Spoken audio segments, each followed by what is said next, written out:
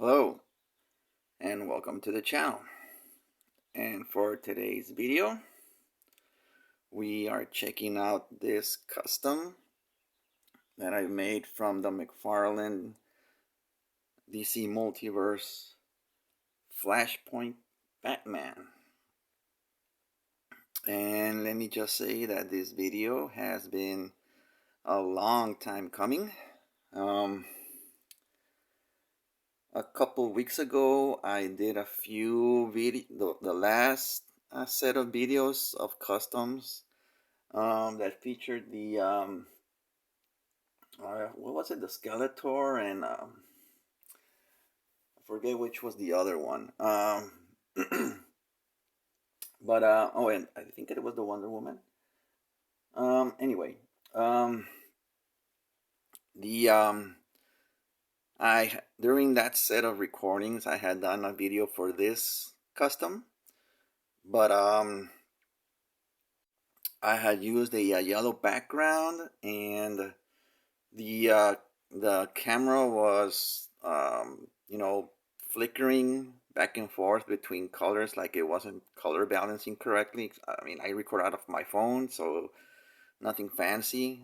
So I had to scrap that video and then start over a second time. And then during the recording of that second video, we had some issues with the figure.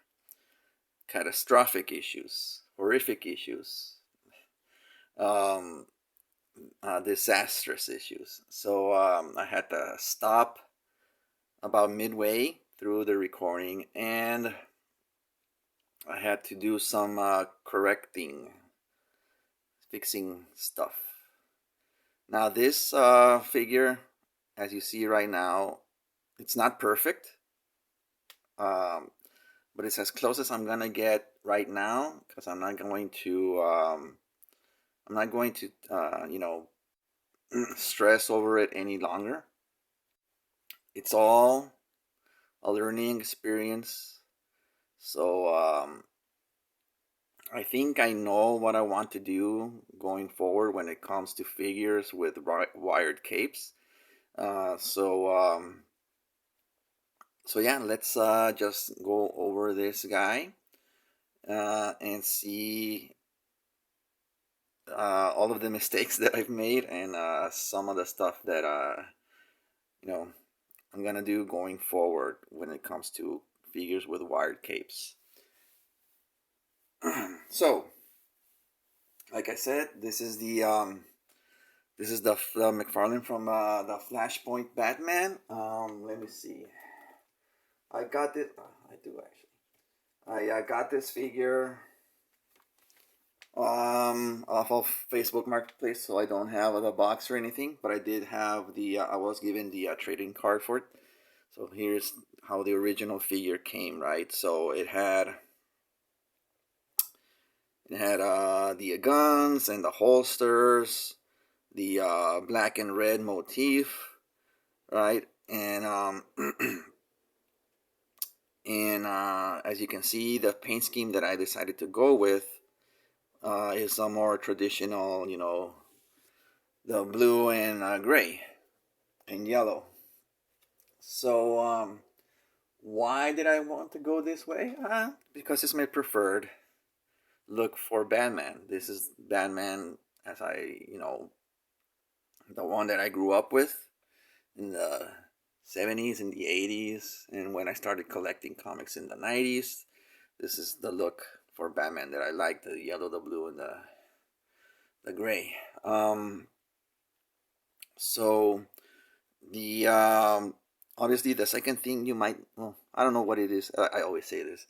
I don't know what it is that you're noticing first off of this figure, but the head sculpt, again, that is not the head sculpt that came with the figure. The head sculpt that came with the figure is actually on this guy, which is the Arkham Knight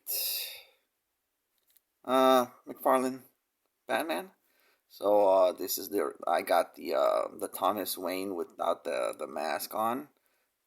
Sorry. So I'm gonna use this to make some sort of Kingdom Come style Batman, and I use the head sculpt from this for my custom. And the that figure, the Arkham Knight figure, I always wanted to use the head sculpt particularly for when I was trying to do a my version of the year two. I wanted that head sculpt because it reminded me a lot of how, the long ears. Uh, I would have done just some filling in on the sides of the detail on the helmet. Well, it looks like a helmet, but on the cowl. Um, I and I would have used this for my like year two Batman style, right? But I didn't have the figure at that time, so when once I acquired that figure, I said, well, let's see how I can use that head sculpt for something else, and that's when this idea came about. So the we'll talk about the wire and the cape last. Let's talk about the figure. So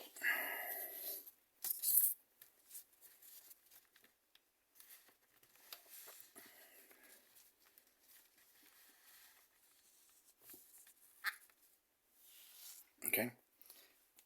So as you can see, I took away the holsters. I painted the emblem in a the yellow with the yellow backing, as well as the utility belt. So, but I kept the knee pads and the boots. Well, of course, the boots, right? But you could say it's more or less a modernization of the old blue and gray suit, right? Um, when it came to the bat emblem on his chest, when I was thinking of how I was gonna approach doing it, at first I thought, well, maybe I'll just keep it black and I'll paint the circle in the back. I'll paint it gray to match the suit, and it'll just all blend.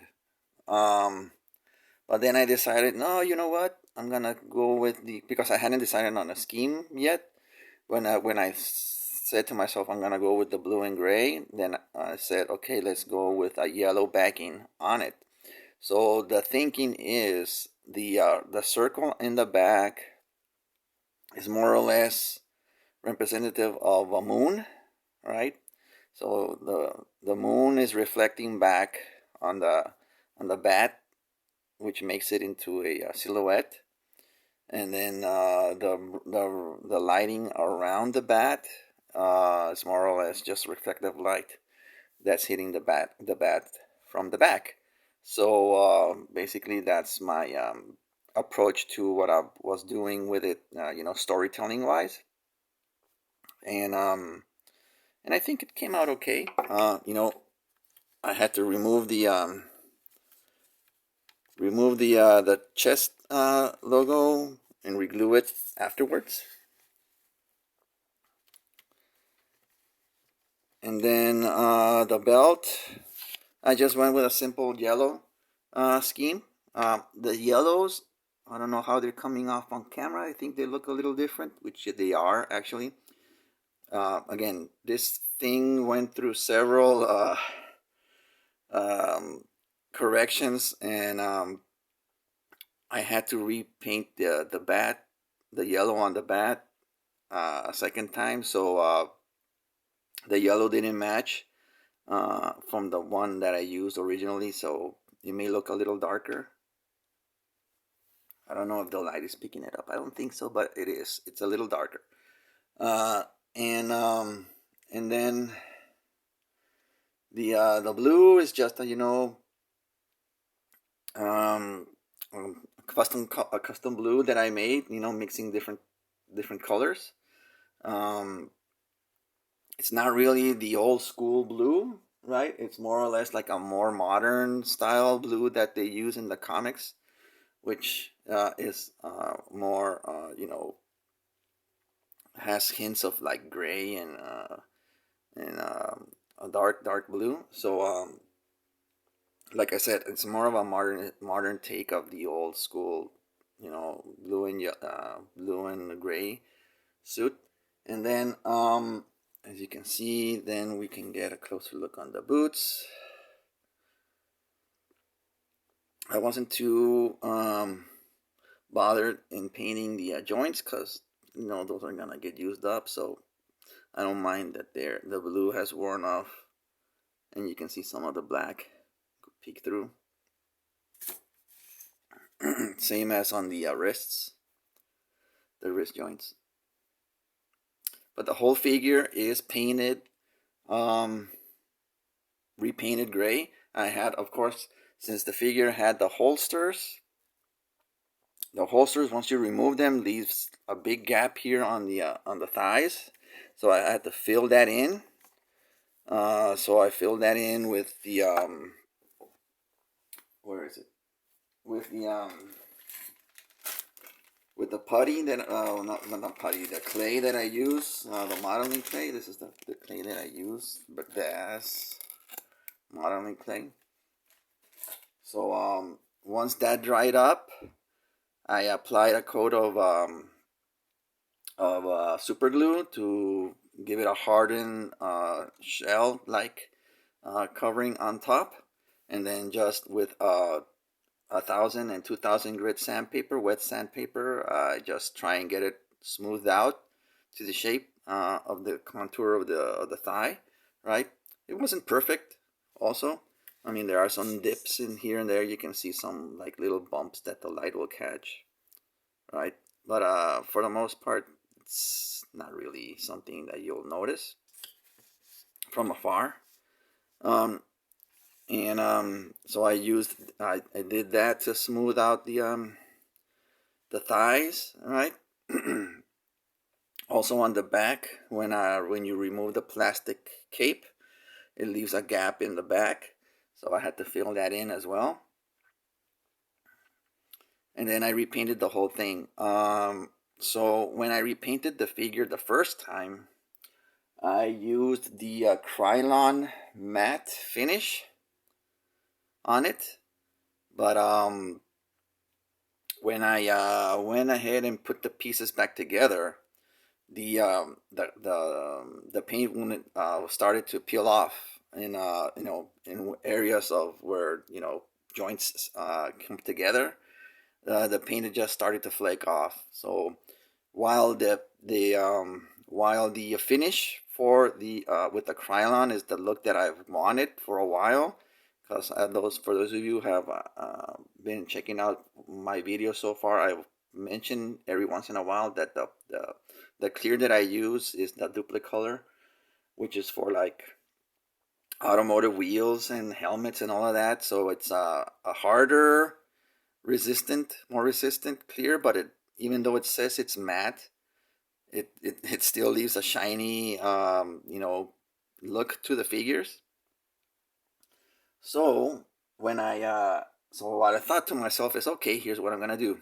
I'm going to apply the clear, the Duplicolor clear, and then I'm going to use the Krylon over the Duplicolor to dull down the shine. Well, to my surprise, maybe to some it isn't a surprise, but to me it was. Duplicolor and Krylon do not make a happy marriage. And that was mistake number one on this figure. So the paint underneath, or I guess you could say the finish underneath the Krylon, after I applied it, the Duplicolor, it started to crack. In like I think like I guess you could say the Krylon was shrinking the Duplicolor finish down, so you could see there was some crinkling and crackling of the finish underneath. Excuse me. And So I had to start over certain areas. I didn't have to paint the whole figure because when I started to notice immediately as I applied the Krylon, it was mostly on the chest and on the thighs. So everything else pretty much was kind of saved. And then so I said, well, I tried to use the Krylon by itself. It didn't work. I tried to use a Krylon in combination with a Duplicolor. It didn't work. And then I remembered an old technique used on guitars, where when they relic the guitars and to just simply remove the shine off of the coat, the clear coat, they simply use steel wool or very or the 3M sponge, the one that you use with your dishes. You use the green part, um, and then that'll you can use that to dull off the finish on the clear coat. So I happen to have something similar, right? So this sanding sponge, this is real soft, right? And the grit on this is probably around, I want to say around 1,000 to 2,000 grit. It's not that heavy. So I said, okay, I'm gonna refinish the figure in the Krylon, not like the Krylon, in the with the Duplicolor, and just go over the figure and dull down the shine with this. And as you can see, I think it worked, right? I mean, there's still a bit of shine, but I mean that's kind of normal. But for the most part, on the rest of the figure, you can see that it's all pretty much matte colored. Compared to other figures, you can really see a real shine coming off. And yeah, that's what I'm gonna do going forward. I'm just gonna use the for pretty much what it is with most figures. I'm gonna use the Duplicolor as the main coat to protect the paint and areas of wear, and then just sand it down, sand down to bring down the shine. And on areas where there's not gonna be a lot of rubbing and all of that, maybe like here on the wrists or the gauntlets and the belt and stuff like that, I will go over with the Krylon. So I'm gonna be using a combination of both, or the mask, right? The mask doesn't get hit with anything. Doesn't no. There's nothing. No, it doesn't rub with anything. Um, so there's that, and then there's the cape. So this is version 3 of the cape. Version 1 was more or less just a test. Let me see if I can find it. Here it is. I have it right here.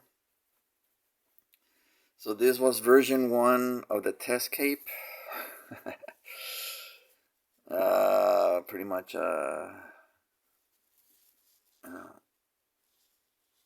you can pretty much tell it was a test cape. The thing is that you can see here the wire that I used. This is really thick gauge wire. I'm not exactly sure what gauge it is, but it's real thick. It's thicker than the one that I ended up using. So for the to get it to I used a glue gun, right, to glue the wire to the cloth, and then I actually used an iron, a cloth iron. Just put it flat and then ironed over the whole thing to get the glue to spread out a little, and then try not to get any bumps of glue, right? So trying to get everything as smooth as possible. So I went against using this wire because it's too thick, and yeah, it's a little too thick, and too heavy for what I wanted. So the wire that I ended up using is where is it? It's let me pause for just 1 second. And we're back. So this is the wire that I ended up using. Let me put this guy back up.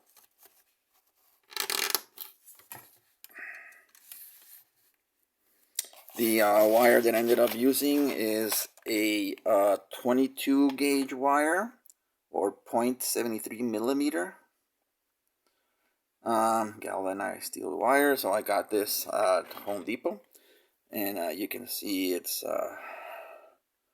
pretty thin wire. Let me bring in the other one for comparison, just so you can see.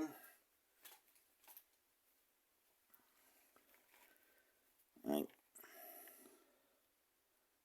You can just see how it's almost twice as thick. Right. So this is 22 gauge wire. I actually have another wire which is 24 gauge, or 0.58. Sorry. This is what I use for the spider webs when making my own spaghetti webbing. Check out that video.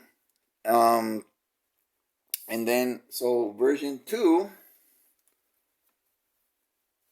is this cape.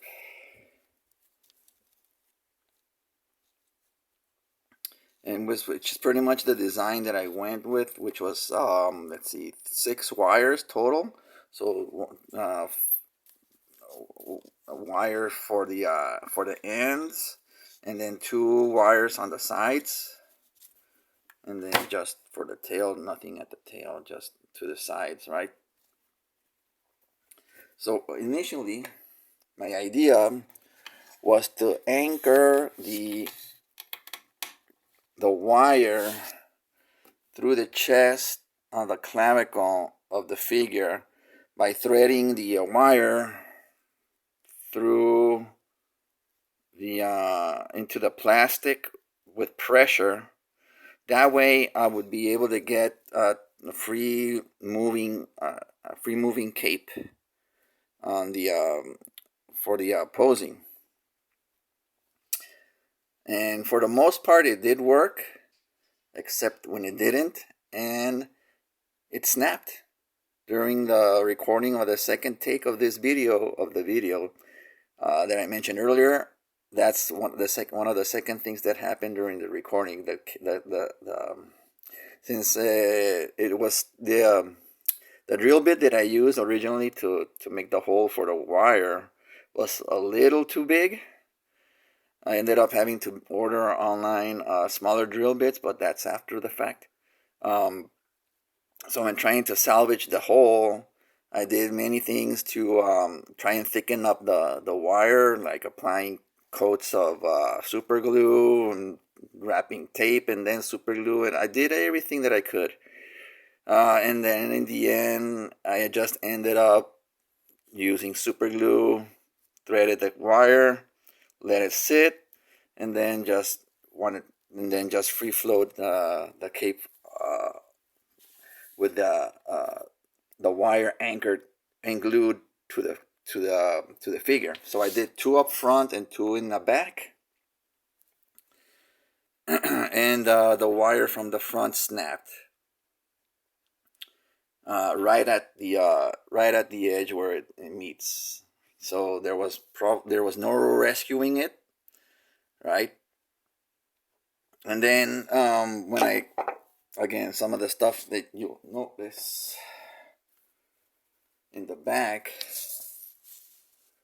all of that glue, that's from the figure. All of this white stuff, it's super glue that's stuck to the back of the figure, and it removed a lot of the paint from the figure. And so yeah, that's disaster number 2. And then more of the super glue seeped into and spread downwards across around this area here of the chest, around this spots right here, and It was a hassle to fix that, but I ended up kind of smoothing it out as best as I could. And yeah, so again, uh, I fixed the figure once for the paint issue, and then again for the super glue issue. And then finally, I was looking at how I was gonna approach I was still thinking of doing the anchor points through into the plastic, into the figure. But again, there was no way to get. Uh, I, I I went. I gave it a second thought, and I said, you know what? I'm gonna use the neck piece that came with the figure, which is pretty much the cowl flipped back, and I'm gonna use that as the neck piece for the figure. And I'm just gonna glue it all. The anchor points, I'm gonna glue them um, from behind the neck piece here with glue from the glue gun, right? And that's pretty much what you're seeing right now. It's not pretty, especially this part right here up front. The glue didn't melt completely. What I was doing to get the glue to completely melt is after I applied it, I would hit it with the hair um, the heat gun, or hair dryer, and it would the heat would start to melt the glue, and it would start to seep in behind and seat the behind the neck piece here. And it right now it looks almost like he's wearing a collar. It So it's not perfect. So what I'm gonna have to do in the future is I'm gonna have to find the perfect neck piece, and try and see if I can cast it. I'm gonna use it going forward and see if I can find a better way to get the wires to anchor from the neck piece, um, and then use that as like my default neck piece for all of my customs going forward. Um, I think the neck piece that is used on the what am I thinking? The year two is a pretty neat idea, but it's not feasible for all of the figures. So what I'm thinking is something more akin to the like something like this, right? Something that I can anchor the points from underneath, right, and then just simply lay on top of the figure, right, and then glue down, which is pretty much what I did on this guy. So let's get a little bit closer. So all of this around the neck is glue.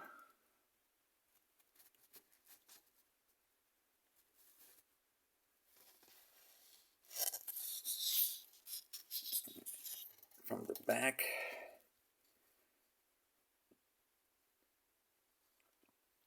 Once I started to melt down the glue, it started to mix in with the paint, which kind of saved me one. I'm still gonna go over it with paint just to have it all the same color, right? But more or less, it settled in with the color of the paint on the that I used, and then I ended up applying paint glue underneath as well.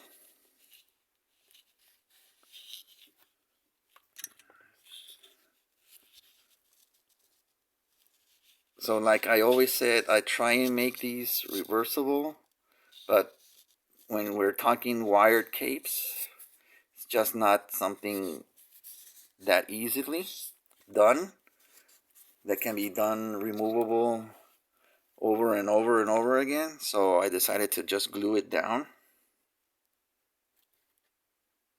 Like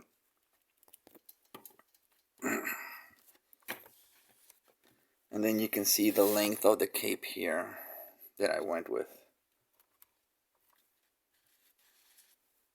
It's a pretty large cape, right?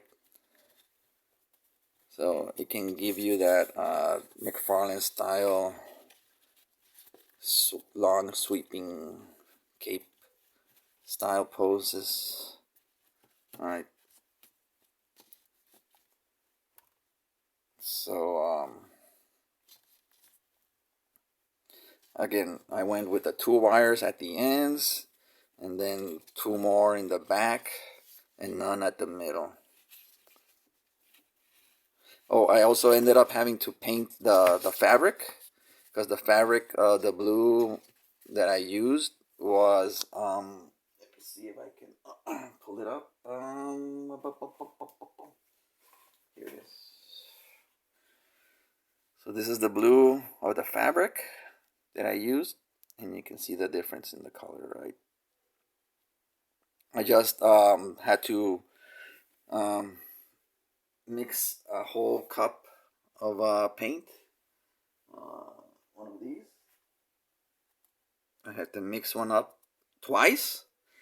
I had to mix 2 batches to paint the whole cape, front and back. Because if you only apply one side, it won't seep through completely on the other end once it dries. So you have to go both sides. So I ended up using pretty much 2 coats, right? And then I mean, it's not an even. I mean, I'm not a 1-to-1 match, right? Because I didn't use the original paint that I had left over, because I didn't have a lot. I wouldn't have enough to cover the cape, so I had to start off from scratch. It was pretty much half the cup was filled with paint that I used to mix up, and then half water.